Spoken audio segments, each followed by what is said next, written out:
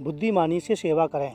बहू ने सास को सिखाई तमीज़ कि बड़ों के साथ कैसा व्यवहार करना चाहिए। आइए दोस्तों शुरू करते हैं आज की कहानी। एक लड़की विवाह करके ससुराल में आई। घर में एक तो उसका पति था, एक सास थी और एक दादी सास थी।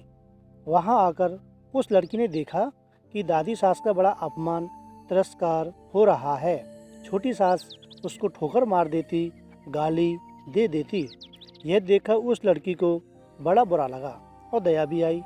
उसने विचार किया कि अगर मैं सास से कहूँ कि आप अपनी सास का तिरस्कार मत किया करो, तो वह कहेगी कि कल की छोकरी आकर मुझे उपदेश देती है, गुरु बनती है मेरी। अतः उसने अपनी सास से कुछ नहीं कहा। उसने एक उपाय सोचा। वह रोज काम धंधा करके दादी सास के पास जाकर बैठ जाती और उसके पैर दबाती। जब वह वहाँ ज़्यादा बैठने लगी तो यह सास को सोहाया नहीं, अर्थात अच्छा नहीं लगा। एक दिन सास ने उससे पूछा कि बहू वहाँ क्यों जा बैठी? तो लड़की ने कहा कि बोलो, काम बताओ, क्या काम है? सास बोली कि काम क्या बताएं, तू वहाँ क्यों जा बैठी? लड़की बोली कि मेरे पिताजी ने कहा था कि जवान लड़कों के साथ तो कभी बैठना ही नहीं, जवान लड़कियों के साथ भी कभी मत बैठना। जो घर में बड़े बूढ़े हों उनके पास बैठना, उनसे शिक्षा लेना। हमारे घर में सबसे बूढ़ी ये ही हैं और किसके पास बैठूं? मेरे पिताजी ने कहा था कि वहाँ हमारे घर की रिवाज नहीं चलेगी, वहाँ तो तेरे ससुराल की रिवाज चलेगी। मेरे को यहाँ की रिवाज सीखनी है, इसलिए मैं उनसे पूछती हूँ कि मेरी सास आपकी सेवा कैसे करती है। तो सास ने पूछा कि बुढ़िया ने क्या कहा? वह बोली कि दादी जी कहती हैं यह मेरे को ठोकर नहीं मारे, गाली नहीं दे तो मैं सेवा ही मान लूँ। सास बोली कि क्या तू भी ऐसा ही करेगी? वह बोली कि मैं ऐसा नहीं कहती हूँ, मेरे पिताजी ने कहा है कि बड़ों से ससुराल की रीति सीखना। अब तो दोस्तों सास डरने लग गई कि मैं अपनी सास के साथ जो बर्ताव करूँगी वही बर्ताव मेरे साथ होने लग जाएगा।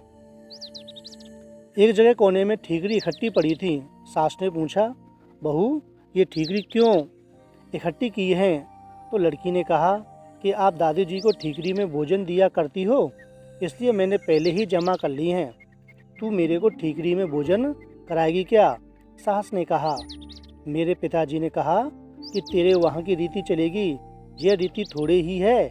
सास ने चिंतित होकर कहा कि भाई ये रीति थोड़ी है हमारी, तो आप फिर ठीकरी में क्यों भोजन देती हो? थाली कौन मांजे?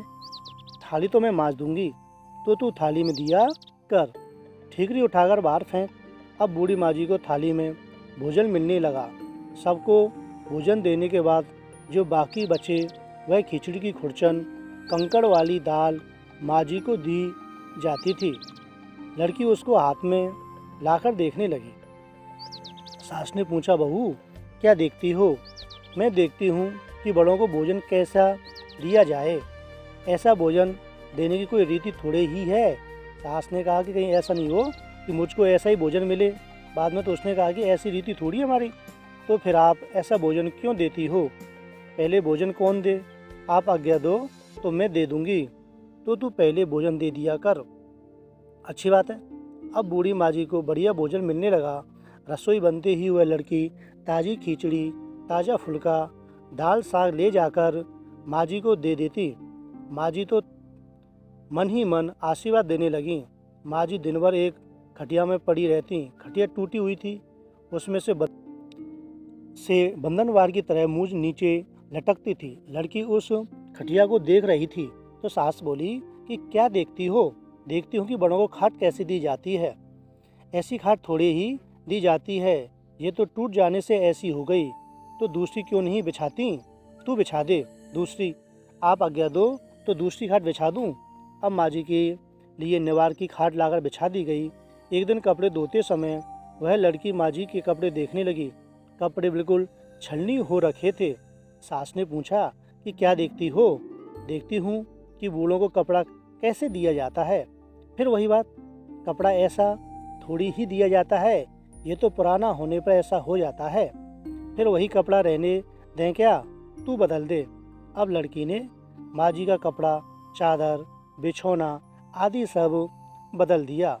उसकी चतुराई से बूढ़ी माँ जी का जीवन सुधर गया। दोस्तों, अगर वह लड़की सास को सिर्फ कोरा उपदेश देती तो क्या वह उसकी बात मान लेती? बातों का असर नहीं पड़ता, आचरण का असर पड़ता है। इसलिए लड़कियों को चाहिए कि ऐसी बुद्धिमानी से सेवा करें और सबको राजी रखें। यदि हम किसी से सीधा सीधा बोलते हैं तो उसका असर नहीं पड़ता है, यदि उस काम को हम अपने व्यवहार में करते हैं तो उसका असर पड़ता है। दोस्तों, यदि आपको वीडियो अच्छी लगती है तो चैनल को सब्सक्राइब जरूर करें। थैंक्स।